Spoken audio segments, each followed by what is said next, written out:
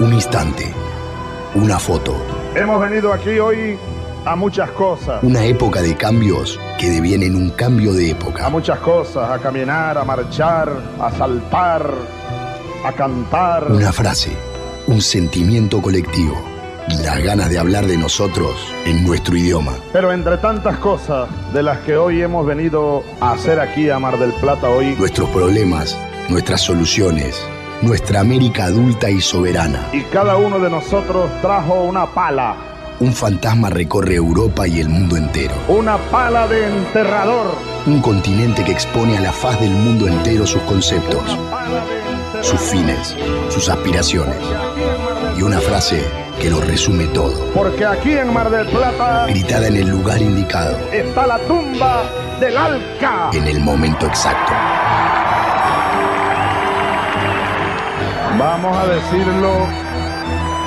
Vamos a decirlo. Alca, Alca, al carajo. A partir de este momento, Alca, Alca, al carajo. Las fronteras se abren y la patria se agranda. Esto es Al Carajo.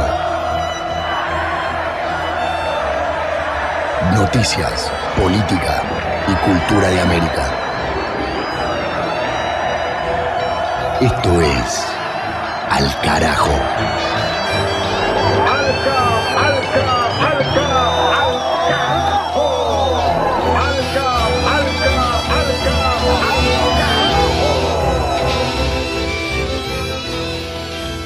¿Qué tal? ¿Qué tal? Bienvenidos y bienvenidas a un nuevo capítulo de Al Carajo, episodio número 9, temporada número 15, año 2024. En este rato, las noticias políticas, sociales, culturales e identitarias de América Latina y el Caribe en conexión con las radios comunitarias, campesinas e indígenas de todo el continente. Soy Pablo Daniel Ovín, a cargo del micrófono y de la producción periodística, junto con Mavi Sosa en los libros, Juan Francisco Martínez Pería en la historia y Palis Carreira Griot en el cine.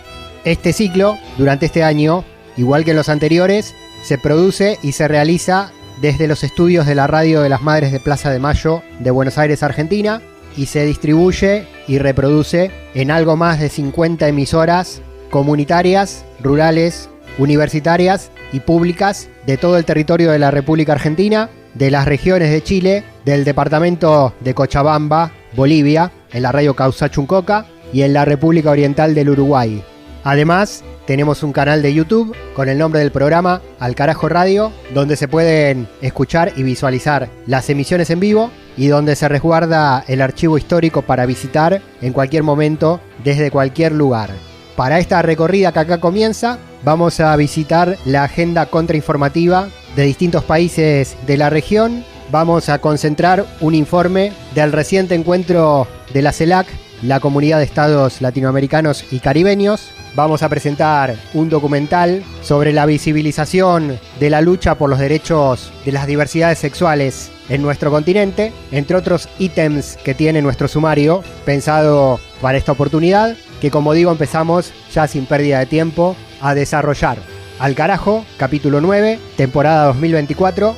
Acá empezamos el viaje con el desarrollo de los primeros títulos. Del Atlántico a los Andes, del cerro a la cordillera. Al Carajo. Las noticias de América. Finalmente, el gobierno de Andrés Manuel López Obrador de México denunció al de Daniel Noboa de Ecuador ante la Corte Internacional de Justicia por la violación de su embajada en Quito. Conflicto regional globalizado. Tenemos informe desde Radio Teosola de Veracruz, en voz de Reina Melchor Rivas, directamente desde el territorio mexicano.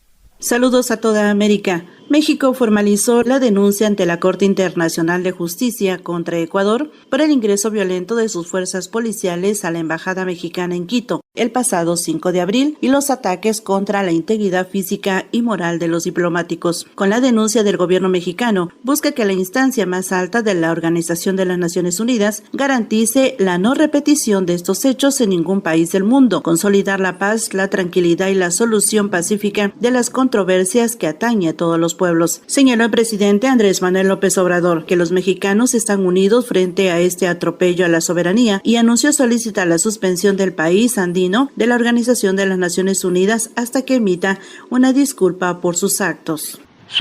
Padeció México, que no se repita en ningún país del mundo, que se garantice el derecho internacional.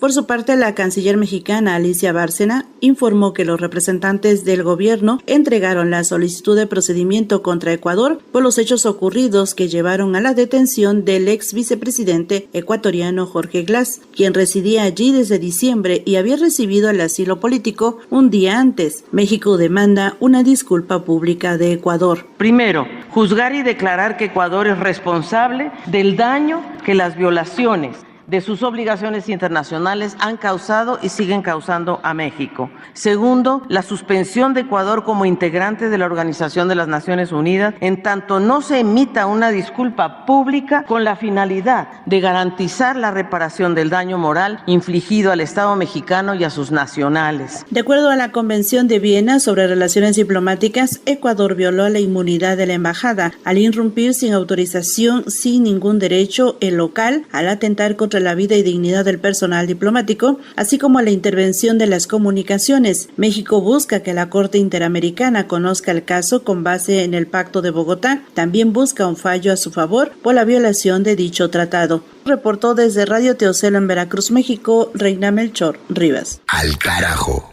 Una crónica de la región.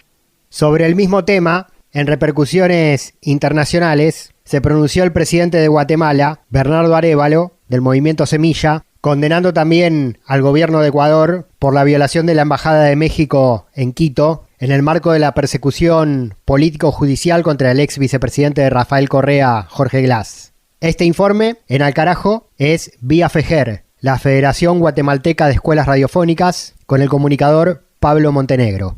El presidente de la República de Guatemala, Bernardo Arévalo de León, se pronunció en contra de los hechos ocurridos el 5 de abril de 2024 en la Embajada de México ubicada en Quito, Ecuador. El mensaje lo hizo sentir en su intervención en la Cumbre Extraordinaria de la Comunidad de Estados Latinoamericanos y Caribeños CELAC. Arévalo calificó la acción como grave y penosa.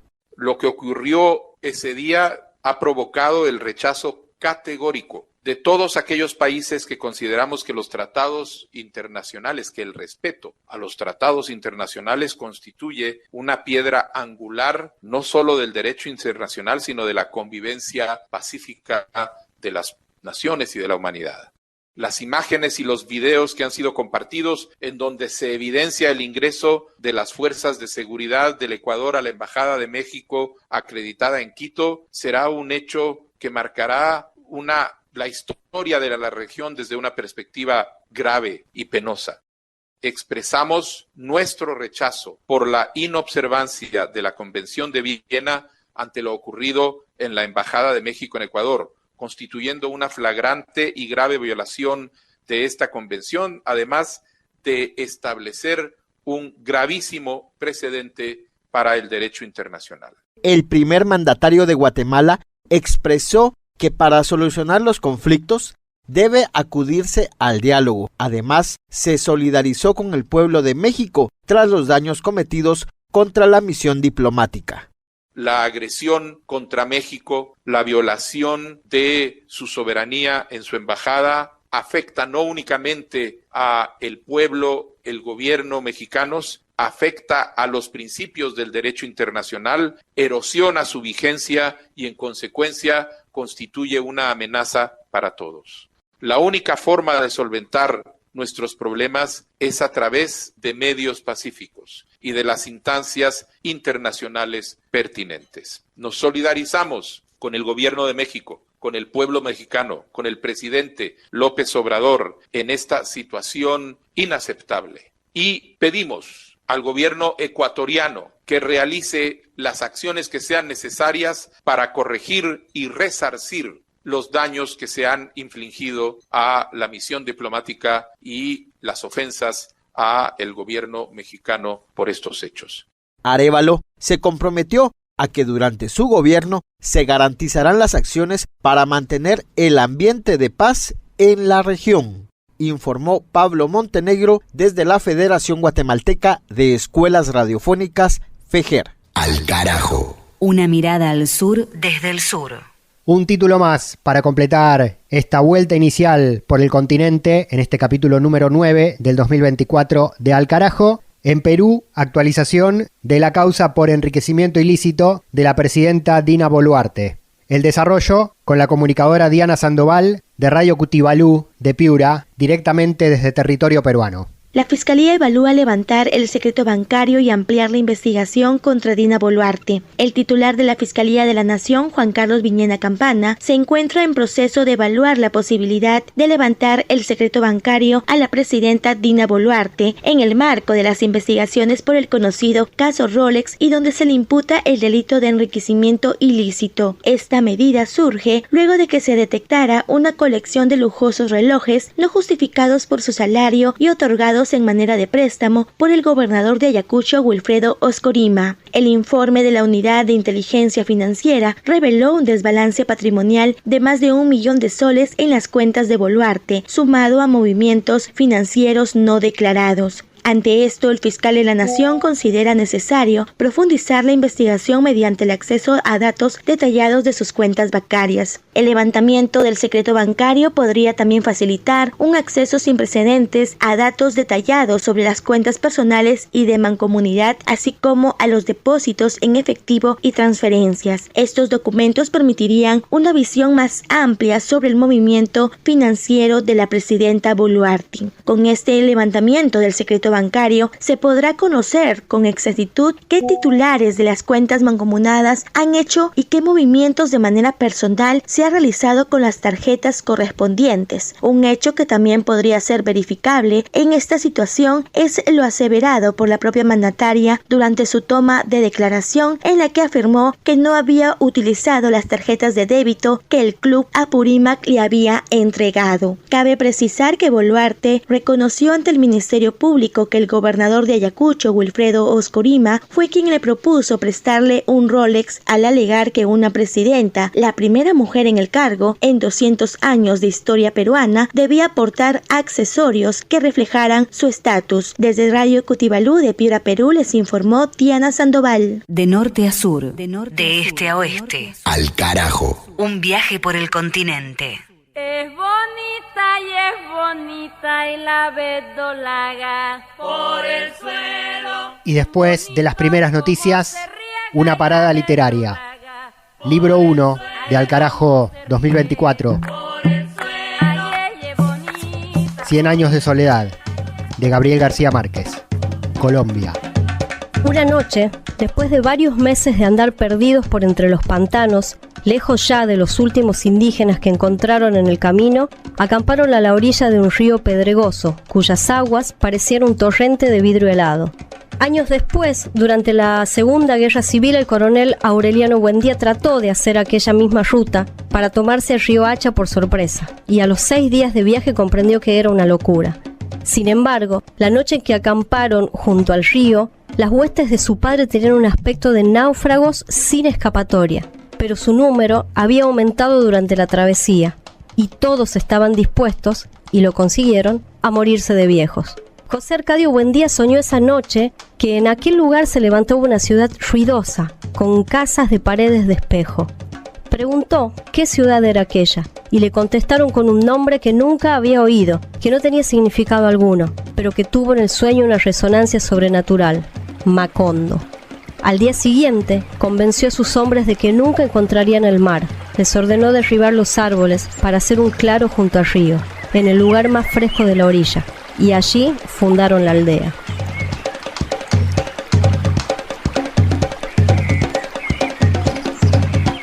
Las luchas políticas, las luchas sociales de la región tienen su lugar. Al carajo.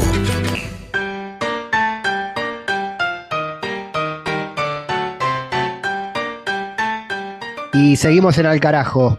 Y venimos hablando a lo largo de los programas de el intervencionismo de potencias extrarregionales en nuestros países, y en esta oportunidad nos vamos a detener en el Caribe, en República Dominicana, con un aniversario de otra triste intervención norteamericana en la región. Los saludo a Juan Francisco Martínez Pería, nuestro historiador de cabecera en este espacio radiofónico. ¿Qué tal, Juan? Otra vez Estados Unidos y la bota militar presente en América Latina.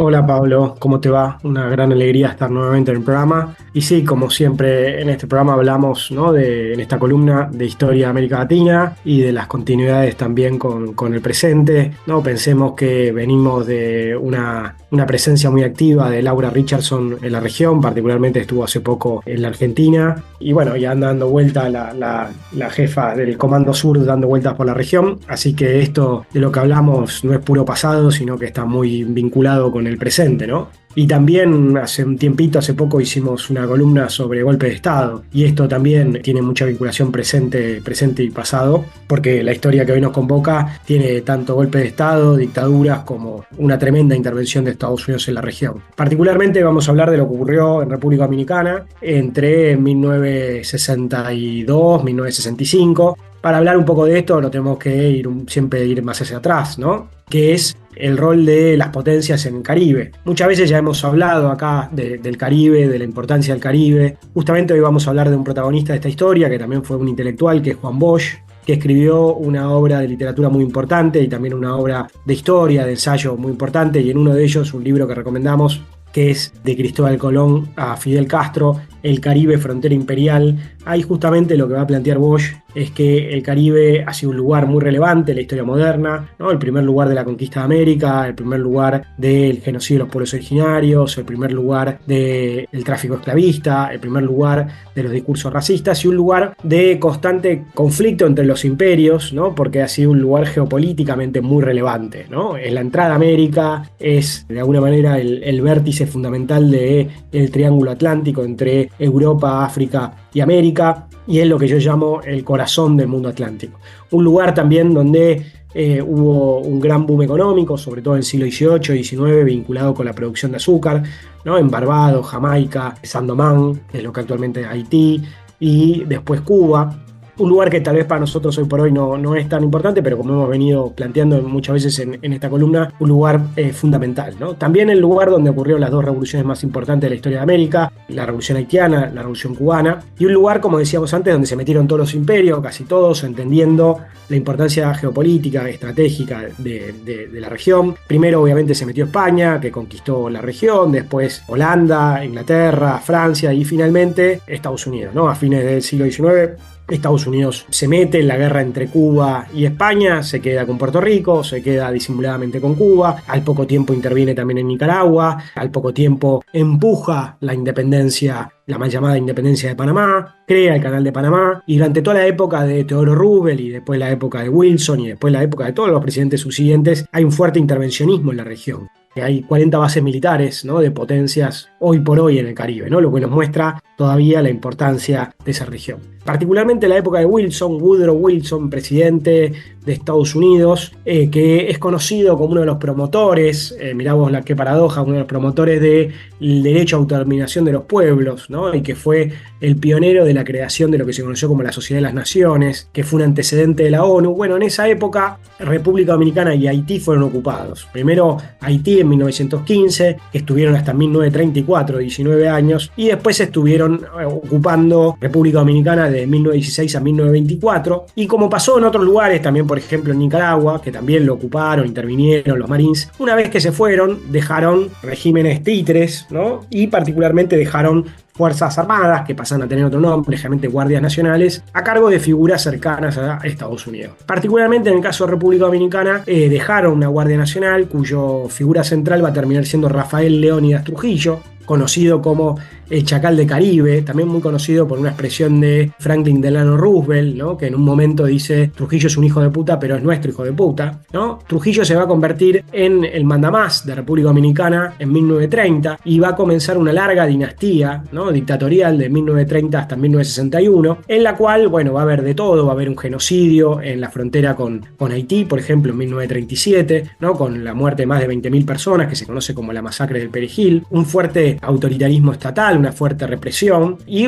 también una política fuertemente corrupta, con una gran violencia de parte del Estado, como decíamos antes. Trujillo va a ocupar el poder directamente varias veces, también va a usar a su hermano y a otros presidentes títeres como Joaquín Balaguer, alguien que después va a aparecer en nuestra historia. Trujillo también es muy conocido por haber mandado a asesinar a las hermanas Mirabal, Patria, Minerva y María Teresa, que eran figuras intelectuales y políticas militantes en contra del trujillismo, que venían de una familia de mucho peso y que son asesinadas en 1960. Y Trujillo va a ir, digamos, como una figura de muchísimo poder y como decíamos, una dictadura dinástica. Finalmente va generando tensiones incluso dentro de la misma élite dominicana, que va a entender que Trujillo la quería toda para él, digamos, ¿no? Hay todo un proceso de gran expropiación en la cual se va quedando él con los recursos económicos del país y va a terminar siendo ajusticiado el 30 de mayo de 1961 por sectores que en realidad habían sido leales a Trujillo hasta hace muy poco, pero que se dan vuelta entendiendo que Trujillo se había desmadrado, ¿no? La relación entre Trujillo y Estados Unidos es muy importante. Trujillo tuvo una relación de cercanía, pero también de tensiones. En gran medida, Trujillo fue una creación de Estados Unidos, y de la ocupación que comentábamos antes, pero también él tuvo sus tensiones, tuvo sus momentos de mayor autonomía y tuvo una política, digamos, discursivamente nacionalista, católica, autoritaria. También una política fuertemente anti-haitiana, ¿no? Insistiendo muy fuertemente en una identidad católica, como decía antes, hispánica, blanca y anti-haitiana, que se fue creando sobre todo en esa época. Trujillo fue el gran creador, digamos, de un Estado consolidado en República Dominicana con unas características, como decía antes, muy tradicionales, conservadoras, católicas y con un discurso nacionalista fuertemente de derecha, ¿no? Trujillo termina siendo ajusticiado en mayo de 1961. Eso abre a una gran crisis que se termina resolviendo momentáneamente en 1962. Pensemos el contexto en el que estamos, Pablo, que es el contexto de la Guerra Fría a nivel global. Estamos en el contexto de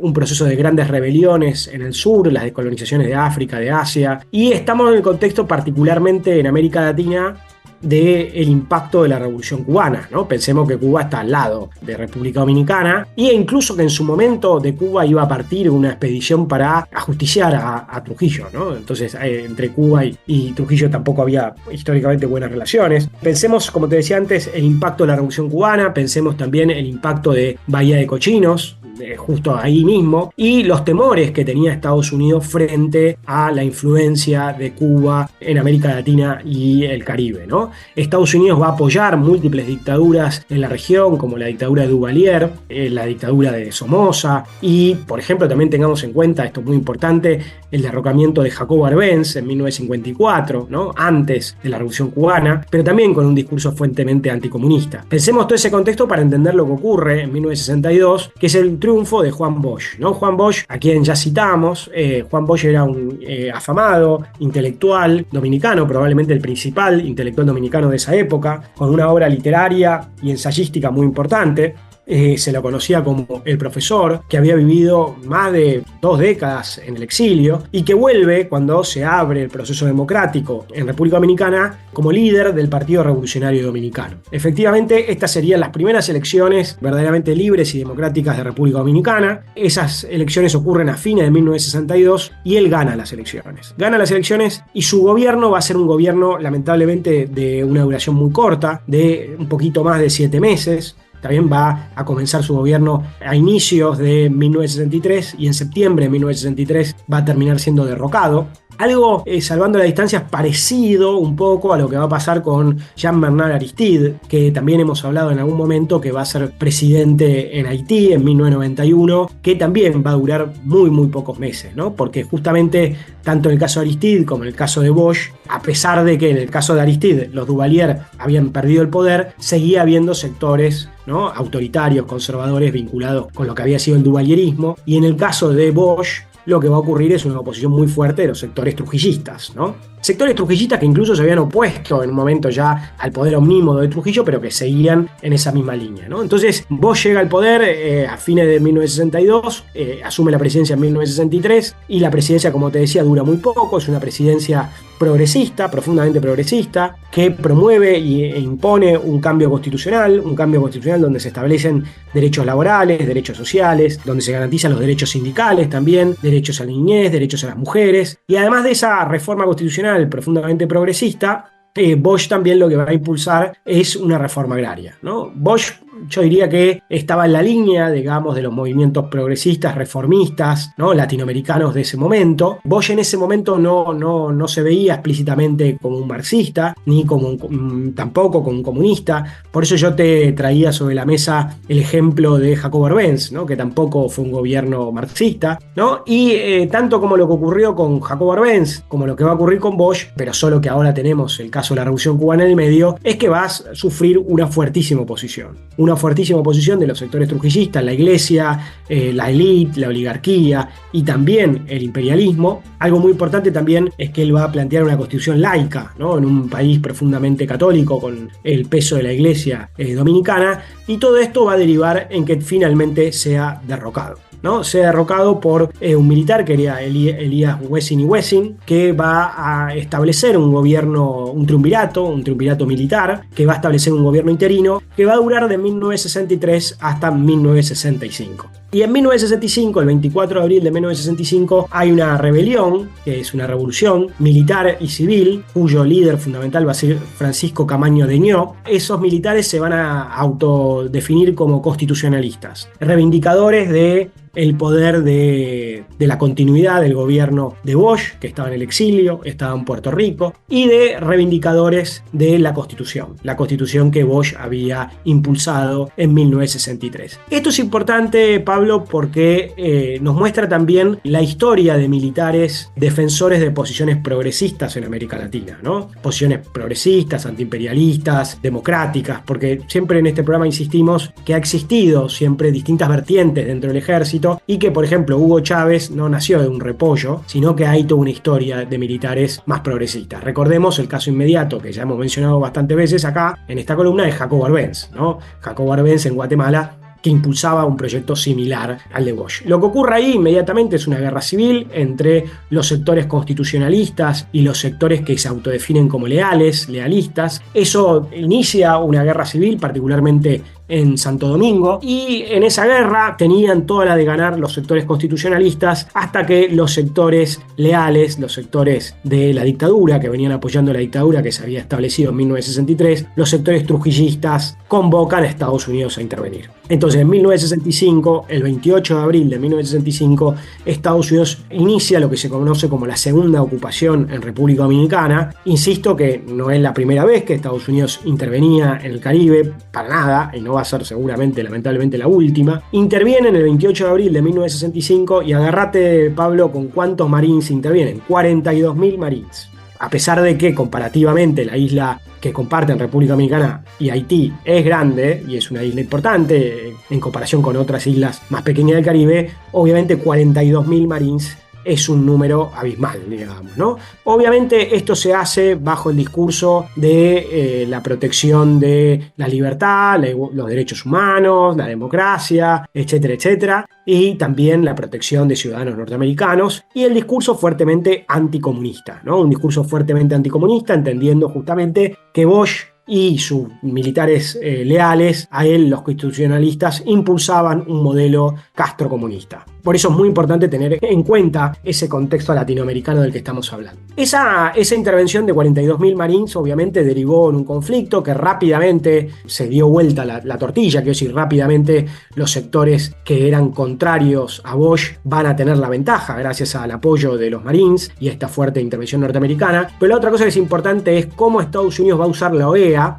como ya lo ha hecho muchas veces, para limpiarle la cara, lavarle la cara a esta intervención directa de Estados Unidos hecha en la época de Johnson. Estados Unidos va a convocar, digamos, a una reunión de la OEA y en la OEA va a lograr el apoyo de una mayoría que va a convocar una Fuerza Interamericana de Paz. Esa Fuerza Interamericana de Paz va a estar constituida por países muy escasamente democráticos o directamente no democráticos, como Paraguay, que estaba bajo la dictadura de Stroessner, Brasil, que va a ser quien va a dirigir esa Fuerza Interamericana de Paz. Acá se ha hablado mucho del subimperialismo brasilero, ¿no? Cómo Brasil durante varias décadas ha funcionado históricamente como un alfil de Estados Unidos en la región. Esto es algo similar a lo que va a ocurrir con la MINUSTAH en Haití en el 2004 en adelante. Entonces Brasil va a ser quien va a dirigir esta Fuerza Interamericana de Paz. Pensemos el título de paz, ¿no? Tan hipócrita. Decíamos Brasil, que desde 1964 estaba bajo una dictadura. Nicaragua, que estaba bajo la dictadura de Somoza. Paraguay, ¿no? Y algunos otros países como Honduras y Costa Rica. Esa Fuerza Interamericana de Paz fue, como ya había dicho antes, una manera de internacionalizar el conflicto, lavarle la cara a Estados Unidos, presentar esto como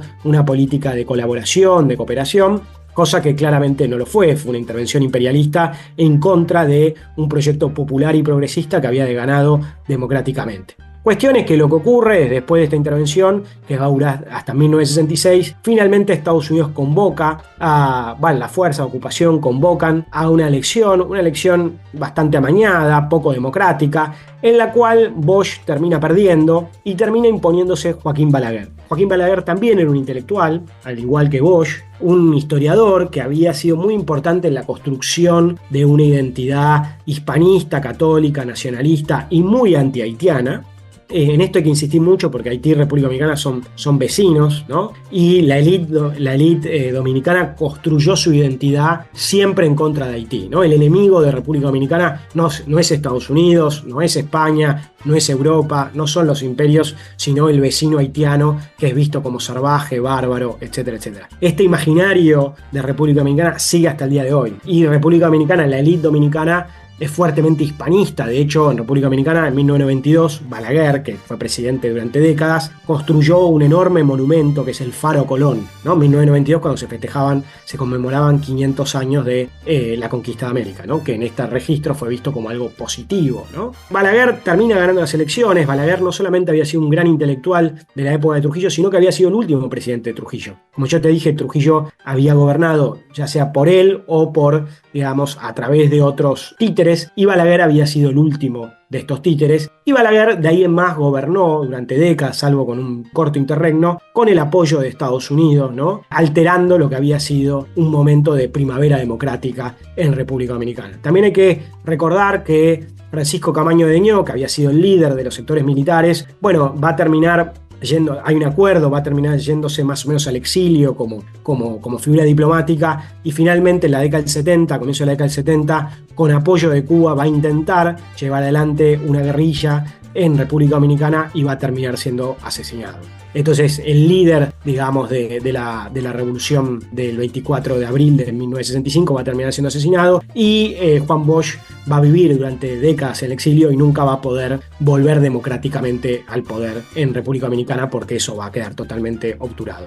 De toda esta historia que revive Juan Francisco Martínez Pería en República Dominicana, pasan ya casi 60 años. El año que viene se van a cumplir 6 décadas de esa invasión norteamericana a la isla caribeña, al país caribeño. Hoy, en el presente, todo sigue igual, ¿no? En toda esa composición de un ideario, entre comillas, nacional dominicano. Juan, cada vez que ponemos en el aire acá en Al Carajo, algún compañero o compañera de las radios comunitarias de República Dominicana nos hablan de la presencia del Fondo Monetario Internacional, de medios de comunicación hegemónicos, siempre mirando a Estados Unidos, y esto que vos bien marcaste, Haití como el enemigo público número 1, el vecino de la isla de Santo Domingo. Sí, sin duda, ¿no? Sin duda la construcción esta que te decía, digamos, de Haití como el enemigo principal. De hecho, la República Dominicana celebra, digamos, su independencia frente a Haití, digamos, porque Haití en un momento unificó Dominicana y Haití en 1922.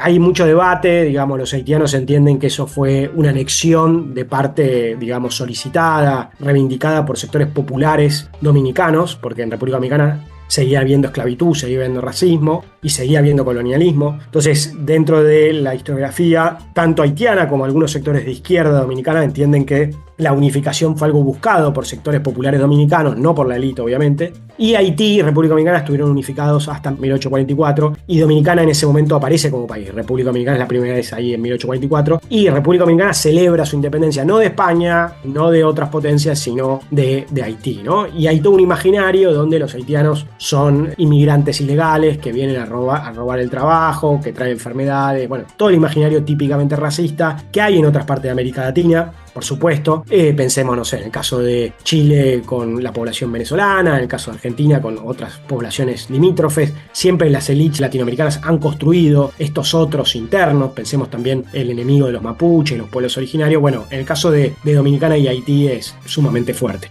Muy bien, tenemos otros recursos, otros insumos donde apoyarnos para profundizar más esta historia de la intervención norteamericana en República Dominicana en la década del 60.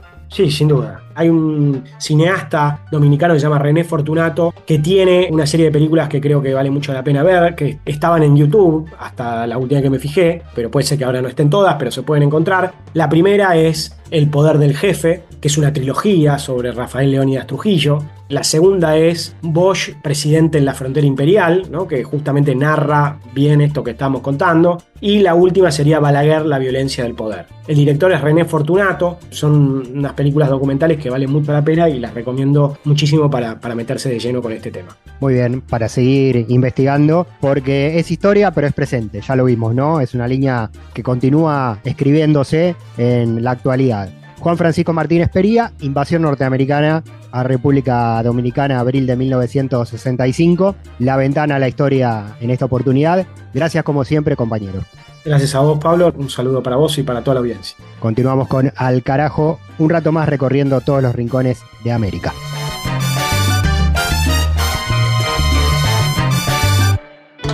Al Carajo. Al Carajo. Identidad, música y cultura de América Rebelde. No me gusta ser blanca. Amor, pero tu hermanito es blanco. No quiero ser blanca. Entonces, ¿y qué quieres ser? Negra. ¿Quieres ser negra? Sí. Está bien, amor. A partir de hoy, eres mi negra.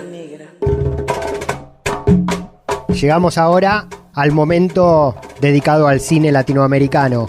En esta oportunidad, cine latinoamericano para la diversidad. Palis Carreira Griot, compañera, con una recomendación muy especial. ¿Cómo estás? Hola Pablo, compañero. Hoy nos vamos para Perú con la película, el documental Invasión Drag. En mis sueños más locos pensé que iba a conocer tantas drags que vivía por años en la televisión.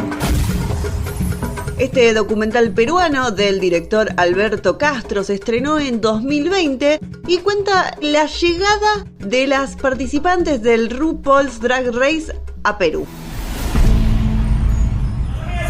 En 2017, este grupo de drags participaron de un montón de presentaciones que se hicieron en Lima, en Perú, que sus espectáculos se agotaron al instante. Esto lo que hizo fue abrir los ojos de la propia comunidad peruana, que ellos mismos se consideran muy conservadores, y empezaron a notar que había un montón de pares y había un montón de gente que le interesaba lo mismo, que le interesaba el mundo drag. Si me lo preguntaras hace unos años, nunca se me hubiera ocurrido tenerlas para empezar tan cerca. Jamás imaginé que había tantas personas que veían esto. Veía que todas las drags que siempre vi por internet y que siempre se vieron súper inalcanzables, de la nada, todas estaban en Lima. Sí, acá comiendo mis cevichitos, sí, acá en Larcomar, sí, acá en la playita. Y yo estaba en lo que, ¿qué?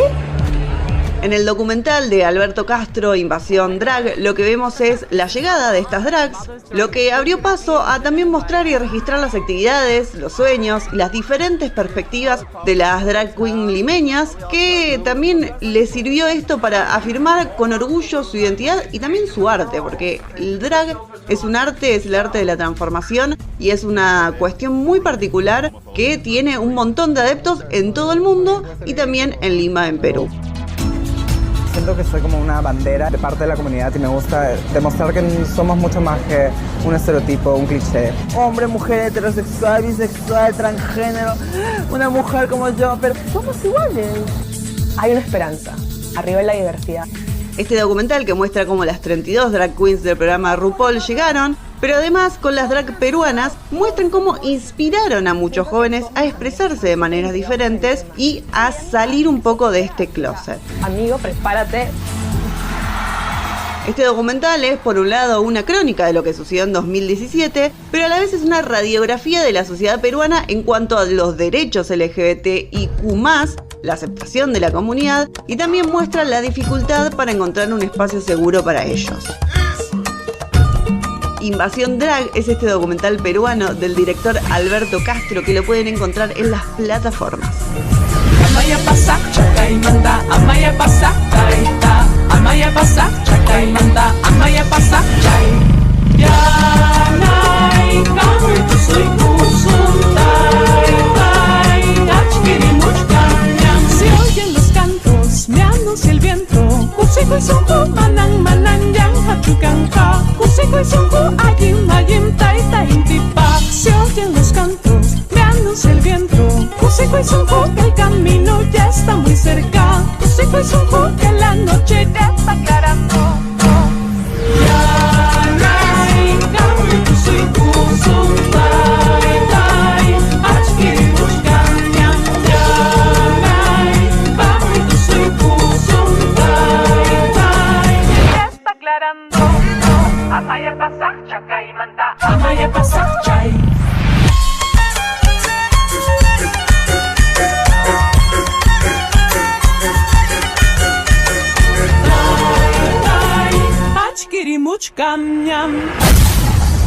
No me gusta ser blanca. Ni tratados de libre expoliación, ni tratados como incapaces. Al carajo.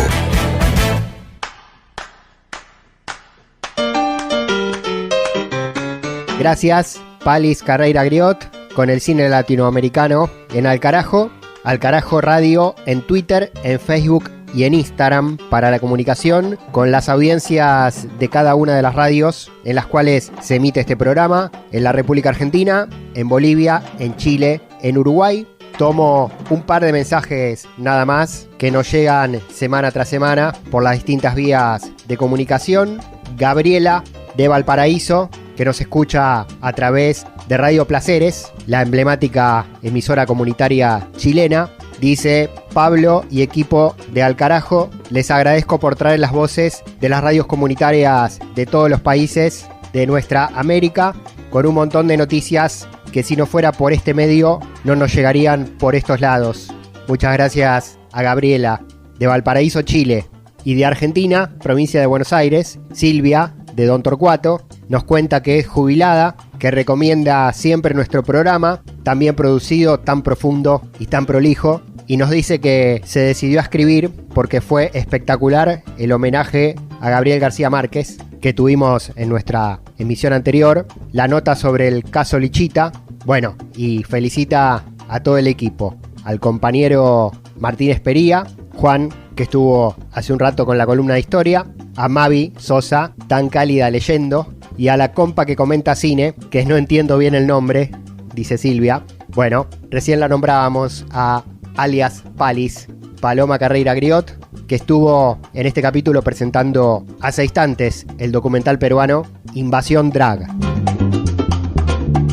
Y para la continuidad de este episodio número 9 del 2024, vamos a retomar los ecos políticos del más reciente foro de la CELAC, la Comunidad de Estados Latinoamericanos y Caribeños, que se realizó por vía telemática, convocada por la presidenta pro tempore del organismo, la presidenta hondureña Xiomara Castro, y que tuvo como punto excluyente tratar el asalto de la policía ecuatoriana a la Embajada de México en Quito. Ya escuchamos en la primera parte de este programa al presidente de México, Andrés Manuel López Obrador, denunciando a Ecuador ante la Corte Interamericana, y al presidente de Guatemala, Bernardo Arévalo, que participó de esta reunión de la CELAC, también pidiendo sanciones para Ecuador. Ahora, turno para la presidenta hondureña, Xiomara Castro, que también condena al gobierno de Daniel Noboa y remarca la importancia humanitaria y para garantizar la vida de dirigentes políticos perseguidos que tienen las embajadas y su inviolabilidad. En el 2009, cuando el golpe militar de Estado que le dieron al presidente Manuel Zelaya Rosales, un crimen que se cometió donde tuvimos el respaldo de Naciones Unidas condenándolo, el respaldo también de la Organización de Estados Americanos en aquel momento. Brasil abrió las puertas de su embajada para que nosotros pudiéramos resguardarnos. A pesar de 4 meses recibimos ataques permanentes en la parte de afuera, represión, nunca el gobierno de facto intentó ingresar a la embajada. Muchos de los países que nos encontramos hoy conocemos historias que también recibieron las puertas abiertas de distintas embajadas en los momentos más difíciles que se han vivido, los momentos democráticos más difíciles que se han vivido en sus países.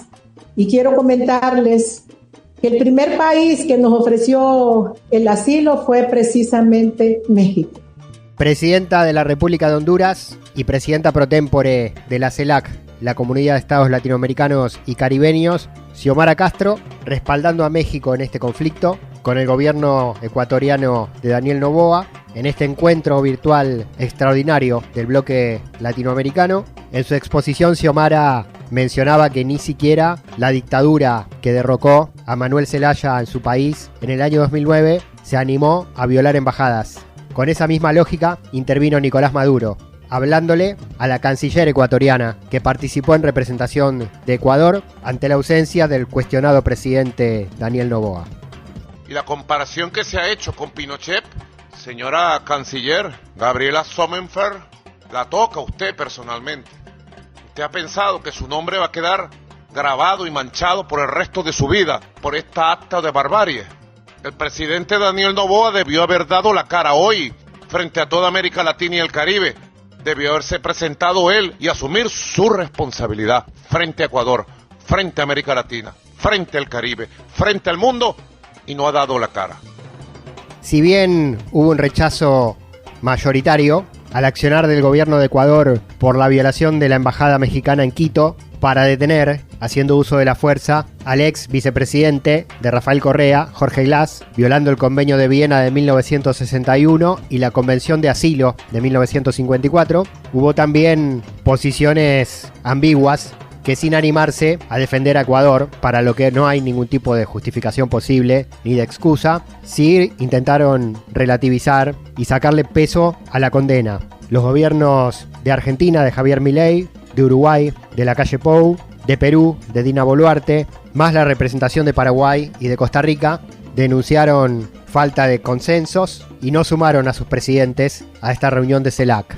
Lo que pide México es claro, una condena internacional al accionar de Ecuador para que no se repita en ningún otro país del mundo, que una embajada pueda ser intrusada bajo ningún tipo de justificación. López Obrador, el presidente mexicano, va por la pena máxima, la expulsión de Ecuador de las Naciones Unidas hasta que el gobierno de Daniel Noboa no garantice la no repetición.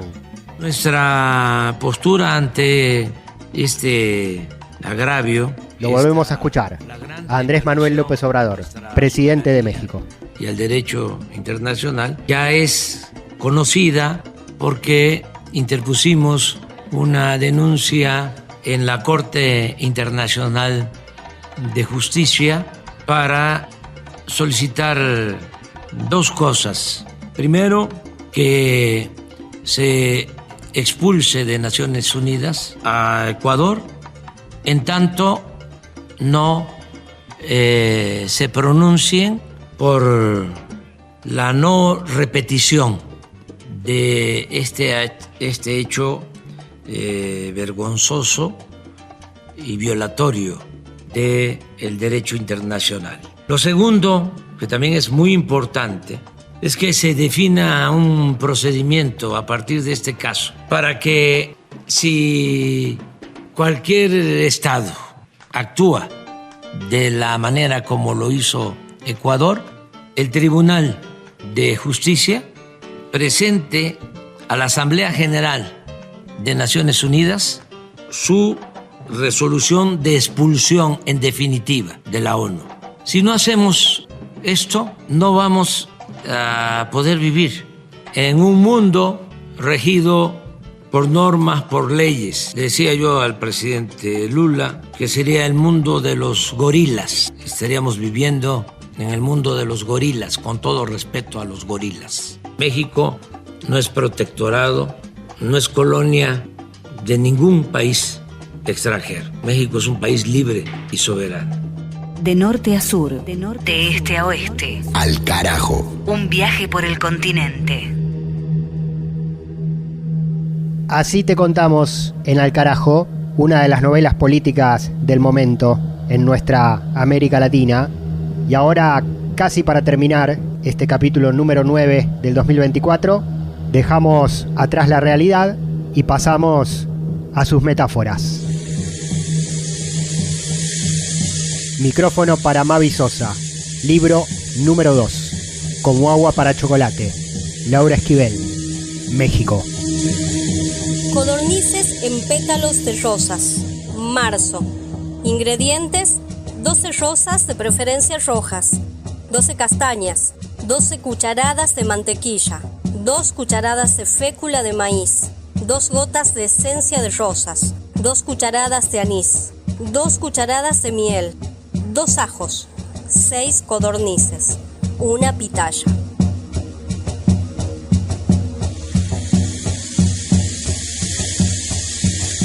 Manera de hacerse. Se desprenden con mucho cuidado los pétalos de las rosas, procurando no pincharse los dedos, pues aparte de que es muy doloroso el piquete, los pétalos pueden quedar impregnados de sangre, y eso, aparte de alterar el sabor del platillo, puede provocar reacciones químicas por demás peligrosas. Tita era incapaz de recordar este pequeño detalle ante la inmensa emoción que experimentaba al recibir un ramo de rosas de manos de Pedro. Era la primera emoción profunda que sentía desde el día de la boda de su hermana, cuando escuchó la declaración del amor que Pedro sentía por ella y que trataba de ocultar ante los ojos de los demás.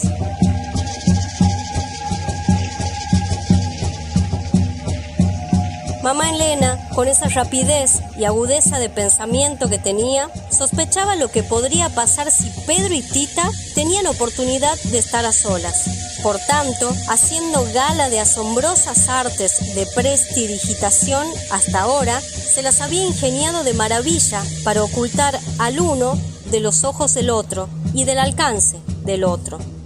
Tita era, entre todas las mujeres de la casa, la más capacitada para ocupar el puesto vacante de la cocina, y ahí escapaban de su riguroso control los sabores, los olores, las texturas y lo que éstas pudieran provocar.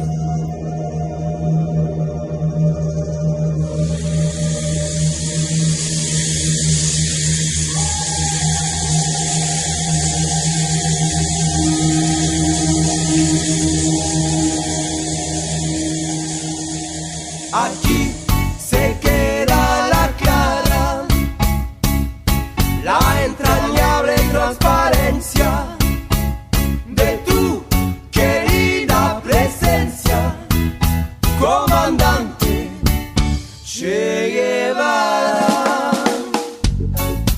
La literatura latinoamericana presente siempre en este programa de noticias políticas. También los libros son protagonistas. Mavi Sosa leyó un pasaje más de Como agua para chocolate, novela de la mexicana Laura Esquivel, para completar el recorrido de este capítulo número 9 del 2024 de Al carajo. Antes, el otro libro que nos acompaña en este año, con otro capítulo arreglado al formato radial del clásico y mítico 100 años de soledad de Gabriel García Márquez. Con la política estuvimos en México, en Guatemala y en Perú, en enlace con los reportes de las radios comunitarias de cada uno de los países. trayendo la información en voz propia. Hicimos historia con el docente Juan Francisco Martínez Pería, referente de la columna que dedicamos a revisitar y reinterpretar los sucesos y sus protagonistas en la línea de tiempo que nos trae hasta este presente que estamos atravesando y construyendo. Para el cine, Palis Carrera Griot nos presentó un documental sobre la diversidad, Invasión Drag de Perú, más los informes especiales y las voces del continente y un poco de música también para mejorar nuestro aire. Con todo ese contenido y más, cumplimos este episodio. Nos despedimos hasta el próximo encuentro en el aire, en esta misma radio, en exactamente una semana, mismo día, misma hora y mismo dial que en el que nos estuviste escuchando hasta este momento. Y si no, fuera de tiempo, este capítulo y todos los anteriores de las 15 temporadas de Al Carajo están disponibles en nuestro canal de YouTube que se llama Al Carajo Radio. Esto fue todo por esta oportunidad. Nos encontramos en la próxima. Como siempre, gracias por la escucha. Donde espera la firmeza de tu brazo libertario.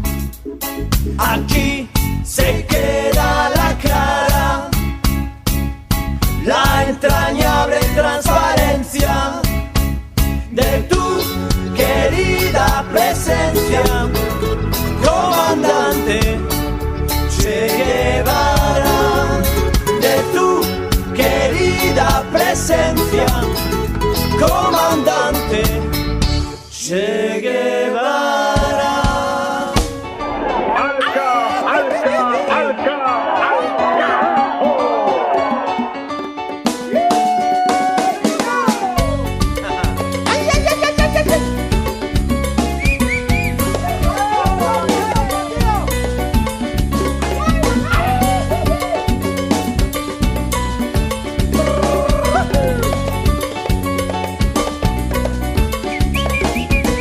Aprendimos a quererte desde la historia altura, hasta siempre comandante. Tu mano gloriosa y fuerte le conduce a nueva empresa, hasta siempre comandante. Che Guevara, Che Guevara, Che Guevara, Che Guevara.